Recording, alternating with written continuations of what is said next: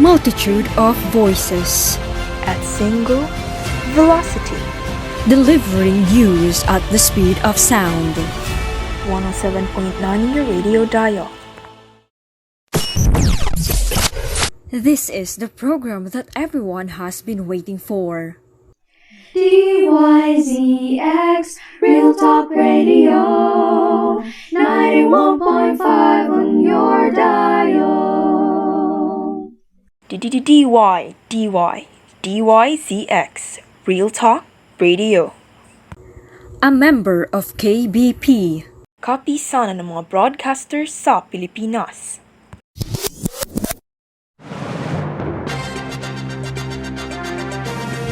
Good afternoon, bye-bye. Good afternoon, Philippines. Today is Thursday, May 27, 2021. I am Devine Oclarit. And I'm Camille Marapoc. Bringing you the hottest and sizzling issues of today. For the headlines, 117 Colorado nursing homes received fines from the federal government. Wearing a face mask in England, a must after Easter. COVID outbreaks. Healthcare workers tested positive. Don't change your radio dial, for we will be back after this short reminder.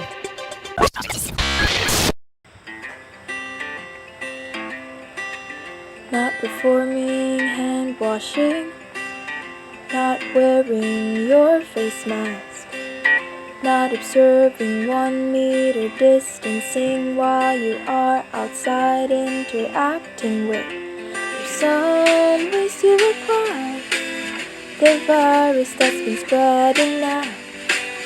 There's some ways to apply the virus that's been spreading now. Be mindful of the precautionary measures. A friendly reminder from DOH. Time check.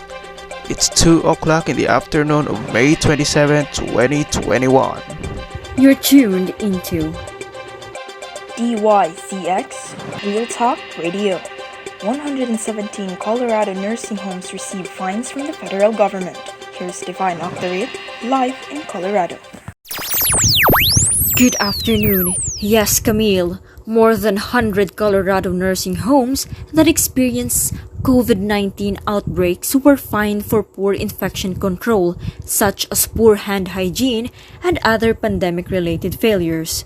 One of them is Sierra Vista Healthcare in Loveland, where 18 residents died of COVID-19 during an outbreak that started in December. The Centers for Medicare and Medicaid, an agency within Health and Human Services, fined Sierra Vista almost $40 million in 2020. Also, at least 2,516 residents have died in healthcare facility like nursing homes and assisted living centers in Colorado, according to the Colorado Department of Public Health and Environment data downloaded in March 2021.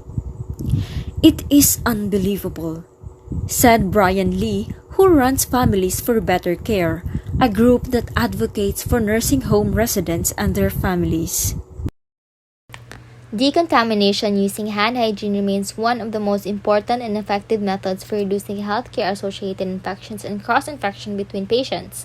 In 1860, Florence Nightingale wrote that nurses should wash their hands frequently throughout the day, demonstrating an early awareness of the effectiveness of this simple procedure. The COVID-19 pandemic has demonstrated that effectively applied hand hygiene is a vital intervention that can be used to prevent the spread of disease. According to the latest guidelines from the World Health Organization, healthcare workers should practice proper hand hygiene before touching the patient, after touching the patient, after touching inanimate objects in the patient's surroundings, after exposure to bodily fluids, and before clean or aseptic technique. According to Mark Dexter Hallier in his study using effective hand hygiene practice to prevent and control infection, the subject of hand washing is a deceptively complex issue, and compliance is affected by a range of factors including accurate knowledge, the correct decontamination technique, human factors, the environment, and effective leadership. The Hand Hygiene Liaison Group and Department of Health issued guidance stating that hand washing reflects attitudes, behavior, and beliefs. The influence of role models may be critical, and the lesson group calls for teaching of elementary hygiene practice at medical school. Another reason. Good afternoon, Camille. The failure of healthcare professionals to comply with organizational hand hygiene guidelines is an important ethical issue. In applying ethical principles of non-maleficence, healthcare providers have a responsibility to protect patients from harm, which in the case of healthcare-associated infections can be avoided by the following proper hand hygiene procedures. In respect for professional autonomy, professional judgment is required when it comes to hand hygiene in majority of healthcare-related activities. It may be reasonable under some circumstances to not perform hand hygiene. Care must be taken to ensure that justifications continue to put the patient's safety first and that they do not creep into circumstances where hand hygiene is appropriate and necessary. In beneficence, a healthcare professional's responsibility is to focus on the patient's well-being. When a healthcare provider fails to practice adequate hand hygiene practices, he or she is endangering the patient's health by engaging in these behaviors. Paz Orang, reporting. DYZX Real Talk Radio. Wearing of face masks in England, a must after Easter. Let's call in Miss Elaiza Parone for the report. After the Easter holidays in England, secondary school pupils must keep wearing face masks in class, said Education Secretary Gavin Williamson. However, head of the School Leaders Union ASCL Jack Barton said that wearing of masks in class is not ideal as it disrupts students' education. But Patrick Roach, General Secretary of the NASUWT Teachers Union of England, expresses the need of following safety precautions, saying, "We are not out of the woods yet, and maintaining the highest levels of COVID-19 security in our schools is critical as we move into the new term in order to protect the safety and health of teachers and learners." Ethical-moral with regards to wearing a face mask in England, a must after Easter. Students who refuse to wear face masks is an important ethical issue, especially if the school attended mandates them. And now, for the ethical principles, we have Miss Kate Florence Palco. In the light of the current COVID-19 outbreak, the World Health Organization mandated the use of masks as a strategy of measures against the virus for both healthcare workers and for public use. Evidences from RTCs where wearing a face mask resulted 80% to 70% efficacy rate for both compliant subjects and protecting the wearer as conducted in Australia and Beijing against SARS-CoV and influenza-like illnesses. Schools have to protect students from harm just as much as healthcare professionals do to their clients. And in this case, students are mandated to wear face masks given in classes. With the implementation of the said practice, it not only does prevent further spread of the virus, but also protects the students from it. Wearing face masks is an evidence-based practice that it helps in reducing the spreading of virus. Students who wear them benefits the public of helping in diminishing the number of positive cases and preventing the harm of others. It is reasonable for a student to fail to comply with the said practice with the reason that it disrupts his or her education. It also must be understood that the wearing of face masks is only to provide protection and that students are entitled of that protection. This is Florence Palco reporting. DYCX Real Talk Radio. Time check. It's 2:08 in the afternoon. COVID outbreaks. Healthcare workers tested positive. Here's Camille Marapoc for the report.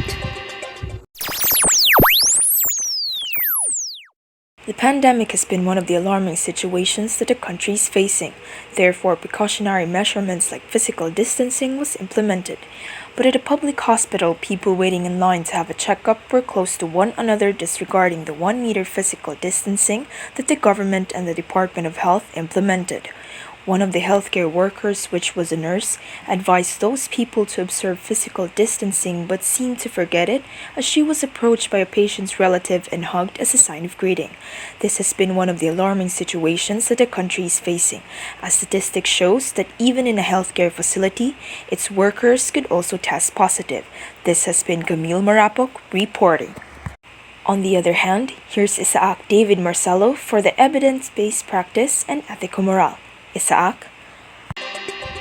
Now, let's call in Mr. Isaac Marcelo for the evidence-based practices and ethical morals of social distancing. According to the World Health Organization, healthcare workers should practice 1 meter physical distancing to places that are crowded and refrain from having close contact when greeting to other people. Instead of the traditional greetings, practice other ways of welcoming a person such as waving to protect oneself and to the close contact individual.